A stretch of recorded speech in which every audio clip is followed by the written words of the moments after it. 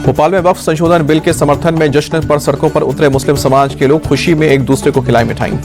वक्फ bill को लेकर केंद्रीय मंत्री किरण रिजिजू का बयान, कहा कि पूरा देश करेगा बिल का समर्थन, गरीब मुसलमानों की मदद से पीछे नहीं हटेंगे, पूरी तैयारी के साथ बिल को लेकर आए हैं। वक्फ संशोधन विधेयक पर बनी जेपीसी समिति के अध्यक्ष जगदम्बिका पाल बोले, मेहनत रंग लाई है, ये निश्चित ही एक ऐतिहासिक दिन है, बिल से पसमानदा और आम मुसलमानों को फायदा। संसद में आज पेश किया जाएगा वक्फ संशोधन बिल। लोकसभा में दोपहर 12 बजे सरकार लाएगी बिल। वक्फ संशोधन बिल पर चर्चा के लिए 8 घंटे का समय तय, आज ही बिल पास कराने की तैयारी। 14 संशोधनों के साथ पेश होगा वक्फ बिल। सरकार ने जेडीयू टीडीपी के सुझाव बिल में शामिल किए। बिल से पहले की गैर विवादित प्रॉपर्टी वक्फ की ही रहेगी। बीजेपी और कांग्रेस ने अपने सांसदों को व्हिप किया जारी। वक्फ संशोधन बिल पर चर्चा के दौरान सदन में मौजूद रहे। बीजेपी के सहयोगी दल जेडीयू टीडीपी एलजेपी और शिवसेना ने भी अपने सांसदों को व्हिप जारी किया है। बिल पर सरकार के समर्थन का निर्देश। एकनाथ शिंदे की शिवसेना भी वक्फ संशोधन बिल का करेगी सपोर्ट। सांसद नरेश महस के बोले, बिल से गरीब मुसलमानों का होगा भला। समाजवादी पार्टी ने अपने सभी सांसदों के लिए 3 लाइन की व्हिप जारी की है। बिल पर चर्चा के दौरान सदन में उपस्थित रहने के लिए कहा। वक्फ संशोधन बिल के विरोध में प्रदर्शन की तैयारी में एआईएमआईएम सोएब जमाई ने शाहीन बाग में आंदोलन की बात कही। ट्विटर पर लिखा, जबरन बिल थोपा तो देश भर में आंदोलन।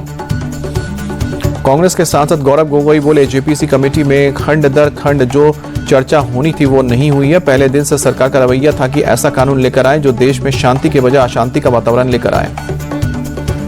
वक्फ संशोधन बिल पर कांग्रेस सांसद सुरेश ने कहा कि संपूर्ण विपक्ष इस विधेयक के खिलाफ है। इंडी गठबंधन के नेताओं का विधेयक को लेकर विरोध करना निर्णय है। कांग्रेस के नेता प्रमोद तिवारी बोले, बिल भारत के स्थापित संविधान के खिलाफ, सरकार सभी मोर्चों पर विफल हो गई है, जिससे ध्यान भटकाने के लिए बिल लाया जा रहा है। कांग्रेस के सांसद इमरान मसूद बोले, विवाद की जो स्थिति पूरे देश में खड़ी हुई है बहुत खतरनाक है, संविधान के साथ पूरी तरह से मजाक किया जा रहा है।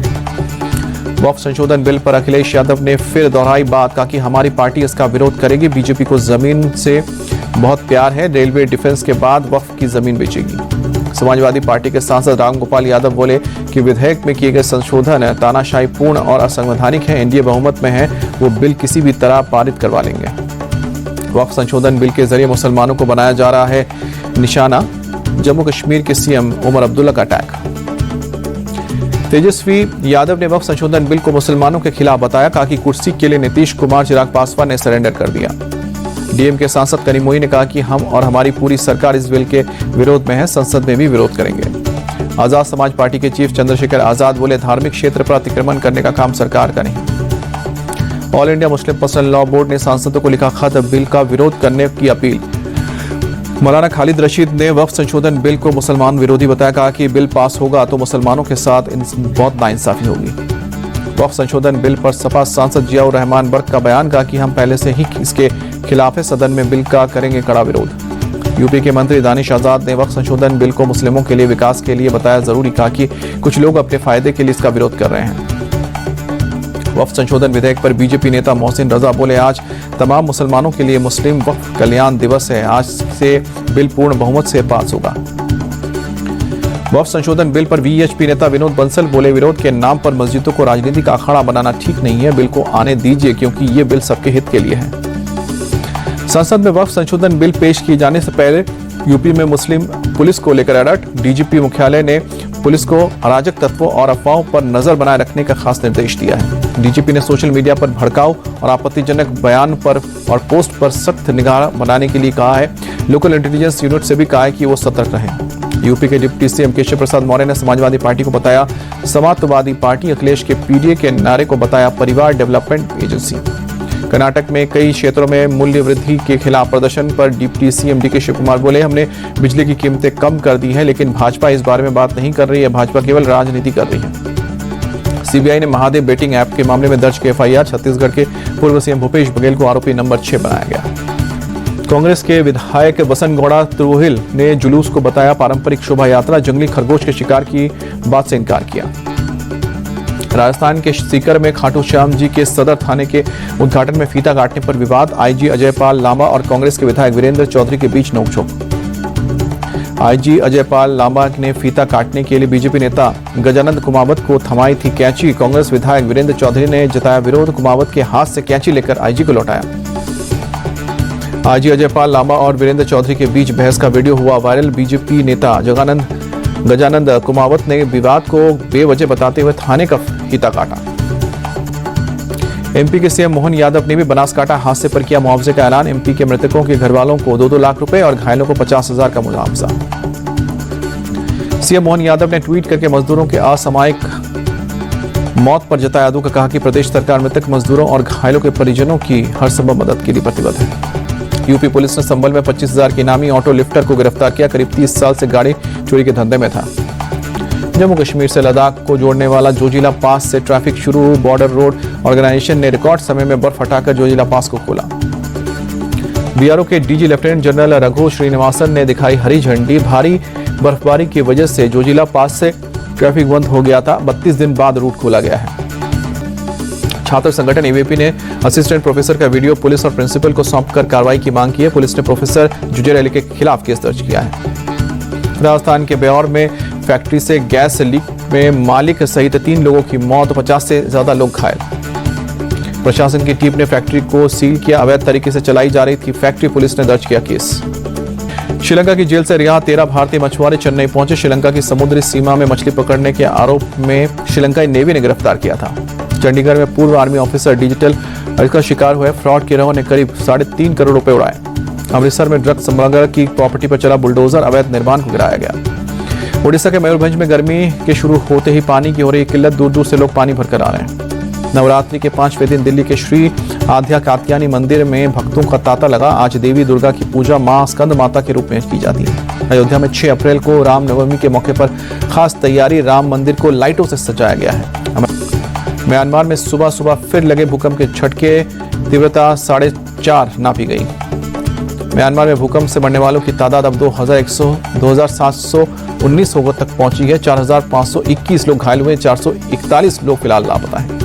थाईलैंड के बैंकॉक में भूकंप से गिरी इमारत के मलबे से शवों के निकालने का काम जारी है। 2 शव बरामद किए गए हैं। भारतीय एयरफोर्स का C-31J विमान पहुंचा मांडले। करीब 16 टन राहत सामग्री लेकर पहुंचा। जोमैटो में बड़े पैमाने पर छटनी। 600 कस्टमर सपोर्ट कर्मचारी को नौकरी से निकाला गया। AI प्लेटफॉर्म के कारण गई है जॉब। 745 करोड़ का IPO लाएगी Anand Rathi share stock brokers limited. SEBI के पास ड्राफ्ट पेपर्स फाइल की गई है। कंपनी की 54 शहरों में 90 से ज्यादा ब्रांचेस हैं। रतन टाटा की 3,800 करोड़ की वसीयत का बंटवारा हुआ। संपत्ति का बड़ा हिस्सा रतन टाटा एंडोमेंट फाउंडेशन और रतन टाटा एंडोमेंट ट्रस्ट को किया गया दान। वाहनों को 800 करोड़ मिले हैं। भाई को जुहू प्रॉपर्टी में आधा हिस्सा मिलेगा। हल्दीराम ने IHC और अल्फा वेब को 6% हिस्सेदारी बेची। 85,000 करोड़ की वैल्यूएशन पर हुई है डील। सिंगापुर की डेमासिक भी खरीद चुका है 10% हिस्सेदारी। मार्च में सरकार ने GST से जुटाए हैं 1.96 लाख करोड़ रुपए।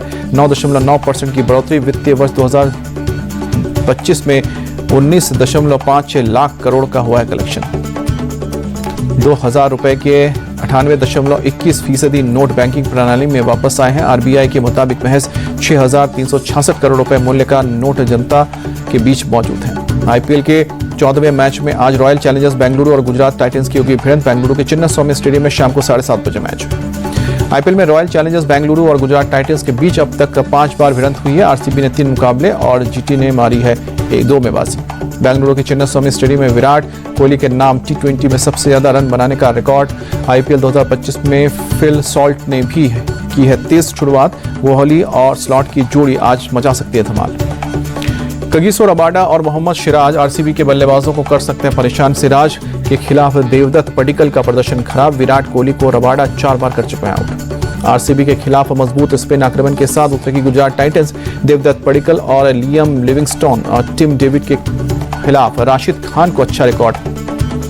साई किशोर के खिलाफ जितेश शर्मा का प्रदर्शन खराब। साई किशोर खिलाफ जितेश शर्मा ने 2 पारियों में सिर्फ 6 रन बनाए हैं। दोनों बार आउट हुए हैं। शुभमन गिल और जॉश बटलर के खिलाफ भुवनेश्वर कुमार का अच्छा प्रदर्शन रहा है। भुवनेश्वर ने 10 पारियों में शुभमन को 3 बार किया आउट। बटलर को 17 पारियों में 7 बार पवेलियन भेजा। हेजलवुड के खिलाफ शुभमन गिल ने 3 पारियों में सिर्फ 12 रन बनाए हैं। 1 बार आउट हुए हैं। जॉश बटलर का भी प्रदर्शन कमजोर। IPL में पंजाब किंग्स ने लगातार दूसरा मैच जीता है। लखनऊ सुपर जायंट्स को हराने के बाद 8 विकेट से शिकस्त दी है। पहले बल्लेबाजी करने पर उतरी लखनऊ ने 7 विकेट खोकर 171 रन बनाए। 172 रन के टारगेट का पीछा करने उतरी पंजाब की टीम ने 22 गेंद बाकी रहते मैच जीत लिया।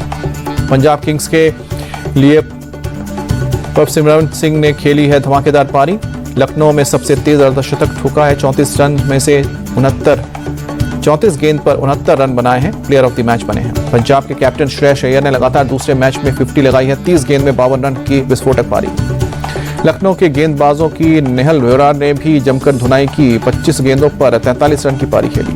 एलएसजी के सभी गेंदबाज जमकर पिटे। 9 से अधिक की इकोनॉमी से रन खर्च किए गए। पीवीकेएस की पारी में गिरने वाले दोनों विकेट दिवेश ने चटकाए हैं। एलएसजी के लिए निकोलस पूरन ने सबसे ज्यादा 44 रन बनाए हैं। आयुष बदौनी ने 41 और एडन मार्कम ने 28 रन की पारी खेली है। पीवीकेएस के लिए अर्शदीप सिंह ने की है शानदार गेंदबाजी। एलएसजी के खिलाफ सबसे ज्यादा 3 विकेट चटकाए।